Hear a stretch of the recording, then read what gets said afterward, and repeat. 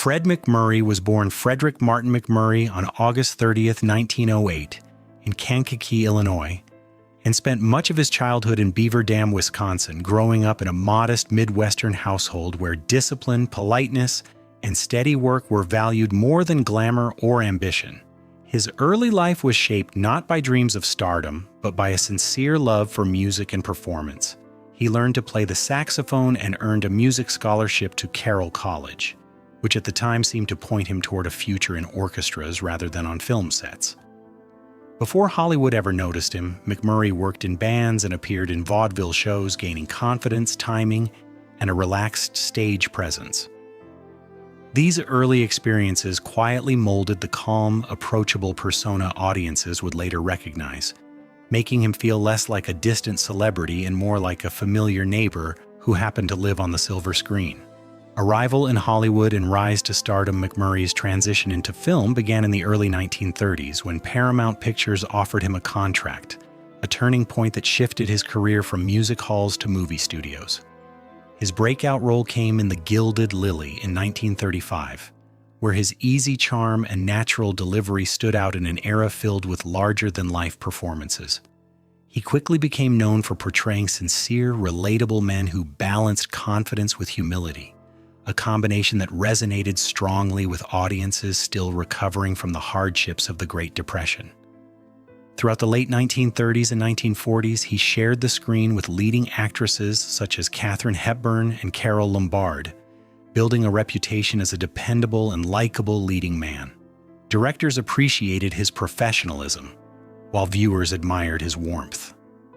Unlike many stars who cultivated mystery, MacMurray projected approachability, making his fame feel grounded rather than distant or untouchable. A surprising turn into dark drama. Although widely recognized for lighthearted roles, MacMurray surprised critics and audiences alike with his powerful performance in Billy Wilder's 1944 film Double Indemnity. Playing insurance salesman Walter Neff, he stepped into a morally complex character involved in a dangerous scheme, revealing emotional depth and dramatic strength that few had expected from him. The film later became a landmark of film noir, and MacMurray's portrayal demonstrated that beneath his friendly exterior lay impressive range and subtle intensity. This role reshaped how Hollywood viewed him, proving he was not confined to cheerful comedies alone. Viewers saw a different side of the actor, one capable of portraying inner conflict and vulnerability with quiet conviction. Rather than abandoning his familiar style, he expanded it, showing that even the most approachable performers could convincingly explore darker emotional territories when given the opportunity and creative trust. Family films and Disney success. Despite his success in dramatic cinema, MacMurray remained deeply loved for his comedic and family-friendly roles, especially during his collaborations with Walt Disney Studios in the 1950s and 1960s. Films like The Shaggy Dog, The Absent-Minded Professor, and Son of Flubber showcased his talent for physical humor and gentle wit, allowing him to play slightly clumsy yet dignified characters who never lost their sincerity. These performances strengthened his image as a wholesome, trustworthy presence that parents felt comfortable sharing with their children. His timing, expressions, and understated delivery made even exaggerated situations feel believable and warm. Rather than chasing dramatic prestige alone, MacMurray embraced projects that celebrated optimism and imagination. This decision not only broadened his audience but also secured his place in family entertainment history, ensuring that multiple generations would associate his face with comfort, humor, and dependable storytelling rather than fleeting trends. Television fame and My Three Sons. For many viewers, Fred MacMurray became most memorable through television rather than film, thanks to his long-running role as Steve Douglas in the sitcom My Three Sons, which aired from 1960 to 1972. As the widowed father raising three boys, MacMurray portrayed patience, guidance, and quiet affection in a way that reflected the values of many households during a time of social change.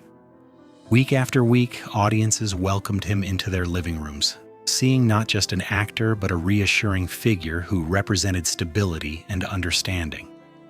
His performance avoided exaggeration, instead relying on subtle humor and thoughtful reactions that felt authentic. The series ran for 12 seasons, an extraordinary achievement that cemented his identity as a dependable television patriarch. Even decades later, many fans remember him less for individual films and more for the steady, compassionate, fatherly presence he offered across countless episodes. A grounded personal life and lasting relationships away from cameras and premieres, MacMurray valued privacy and family life more than celebrity attention. He married Lillian "Lily" Lamont in 1936, and together they adopted 2 children while maintaining a relatively quiet household far from Hollywood's social whirl. After Lily's passing in 1953, MacMurray devoted himself to his children before eventually finding companionship again with actress June Haver, whom he married in 1954. Their marriage endured for decades, marked by mutual respect and shared priorities rather than public spectacle. They later adopted twin daughters and balanced life between their Los Angeles home and a working ranch in Northern California. Friends often describe MacMurray as polite, practical, and deeply loyal, someone who preferred conversations at home to lavish parties. Business sense and life beyond acting. In addition to his acting career, MacMurray quietly built a reputation as a thoughtful businessman with a keen eye for financial stability. While many performers relied solely on studio contracts, he invested in agriculture, real estate, and small businesses, creating a safety net that allowed him to choose projects more freely. His ranch in Northern California became both a retreat and a working agricultural property, where he cultivated crops and raised cattle, embracing a lifestyle that kept him connected to the land. He also negotiated profit participation in films, an uncommon move at the time that demonstrated foresight rather than extravagance. Those who knew him often noted his frugality and careful planning, traits that contrasted sharply with the stereotype of the reckless movie star. Health challenges and personal resilience. Later in life, MacMurray faced significant health challenges that tested his strength and determination. Years of heavy smoking contributed to throat cancer, and he also endured a serious stroke that affected his mobility and speech. Despite these obstacles, he approached recovery with quiet resolve, participating in therapy and maintaining as much independence as possible. Those close to him often spoke about his refusal to surrender to discouragement, emphasizing his steady optimism even when progress was slow. He also battled leukemia for many years, a prolonged struggle that required ongoing medical care. Rather than seeking public sympathy, MacMurray handled these difficulties privately, focusing on family support and personal dignity. His later years reflected a man who, much like the characters he portrayed, faced hardship without dramatic display, relying instead on perseverance, patience, and the encouragement of loved ones who remained close by his side. A quiet farewell and an unexpected presence.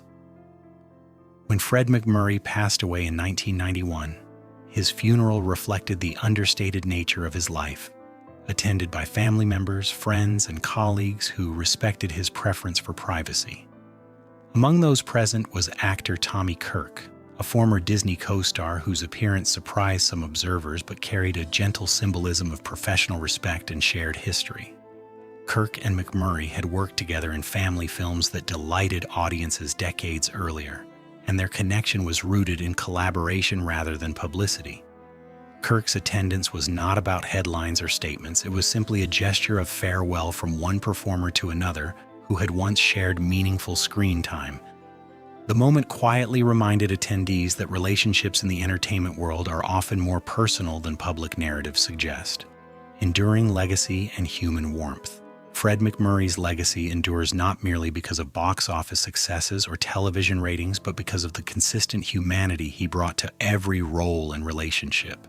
He represented a rare blend of professionalism, humility, and warmth that allowed audiences to trust him instinctively, whether he was playing a comedic inventor, a thoughtful father, or a morally conflicted salesman.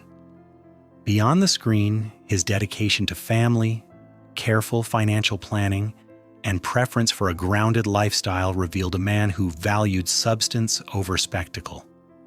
Even the quieter stories surrounding his life, including respectful gestures from former colleagues, highlight the genuine connections he fostered. MacMurray's career reminds us that longevity in entertainment is often built not only on talent, but on character, kindness, and reliability.